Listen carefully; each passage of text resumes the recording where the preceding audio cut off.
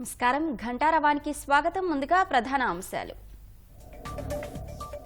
లోక్సభ ముందుకు జమిలి ఎన్నికల బిల్లు 269 మంది అనుకూలం, 198 మంది వ్యతిరేకంగా ఓట్లు.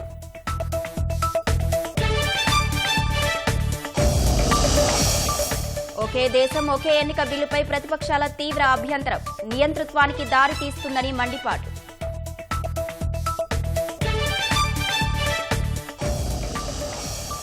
జమిలీ బిల్లుకు తెలుగుదేశం పార్టీ బేషరతు మద్దతు, బహుళ ప్రయోజనాలు ఉంటాయన్న పెమ్మసాని.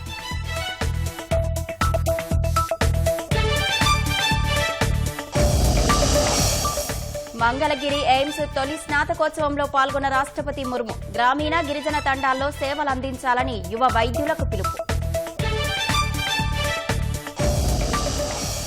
తెల్లానౌకలో 1320 టన్నుల రేషన్ బియ్యం గుర్తింపు, 48 గంటల్లో బయటకు తెస్తామన్న కలెక్టర్.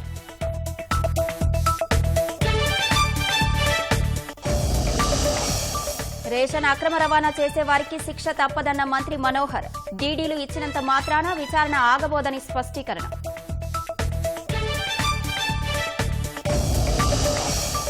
2025 నుంచి ఉన్నత విద్య ప్రవేశ పరీక్షలకే ఎన్టీఏ పరిమితం, ఉద్యోగ నియామక ఎగ్జామ్స్ నిర్వహించదని కేంద్రం నిర్దేశం.